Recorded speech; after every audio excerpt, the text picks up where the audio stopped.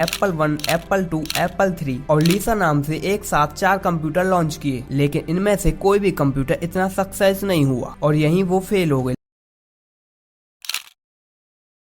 एक गैराज से शुरू हुई दुनिया की सबसे बड़ी टेक कंपनी एप्पल आज जिस भी मुकाम पर है, उसमें सबसे ज्यादा योगदान एप्पल के फाउंडर स्टीव जॉब्स का है। एप्पल कंपनी के फाउंडर स्टीव जॉब्स आज हमारे बीच नहीं है, लेकिन उनके इनोवेशन के जरिए वो आने वाले दशकों तक करोड़ों दिलों पर राज करेंगे। आइए जानते हैं स्टीव जॉब्स को एप्पल कंपनी को इतनी ऊंचाई पर ले जाने के लिए क्या क्या परेशानियां फेस करनी पड़ी।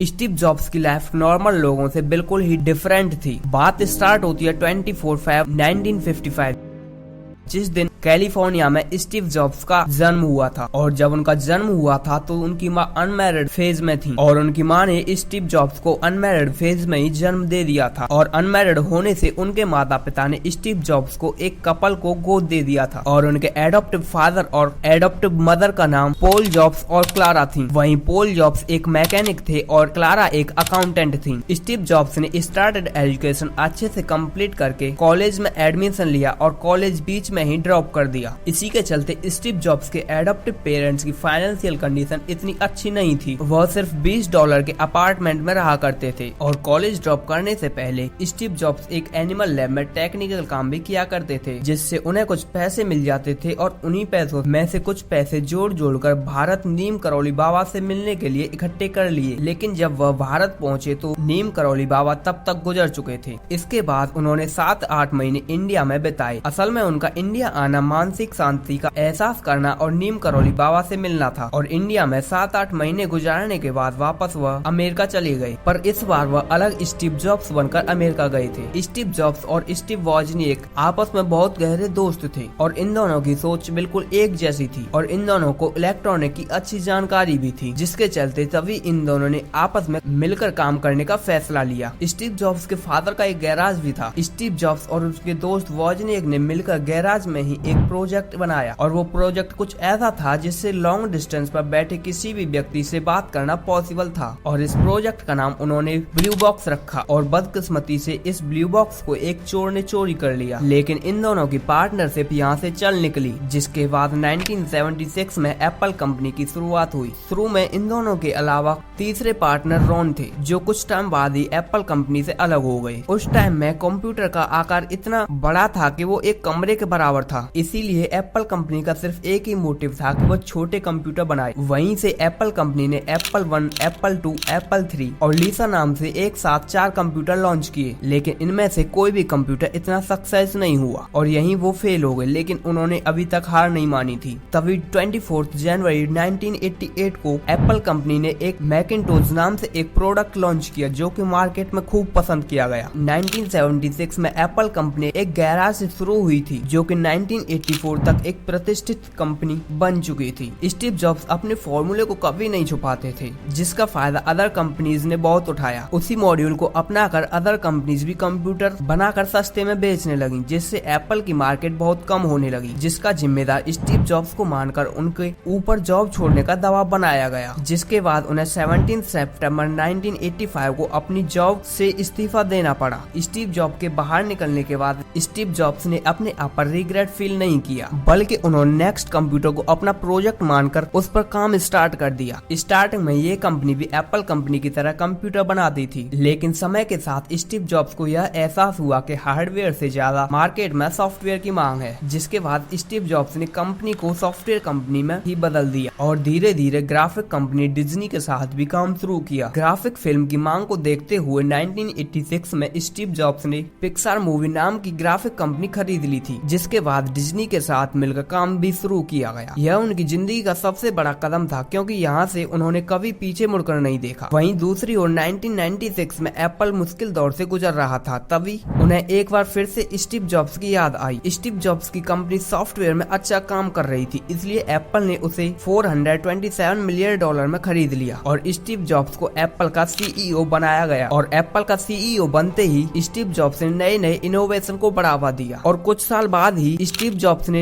अपने 2 नए प्रोडक्ट आईपॉड म्यूजिक प्लेयर और आईट्यून बाजार में लाए, जिसके बाद एप्पल ने कभी पीछे मुड़कर नहीं देखा और 2007 में एप्पल ने अपना पहला स्मार्टफोन लॉन्च किया, जिसका कोई तोड़ नहीं रहा। और ऐसे ही एप्पल कंपनी अपने आप में आज एक ब्रांड बन चुकी है। दोस्तों, इस वीडियो को बनाने में पूरे 12 दिन लगे, तो प्लीज वीडियो को लाइक और चैनल को सब्सक्राइब करना ना भूलें। मिलते हैं नेक्स्ट वीडियो में।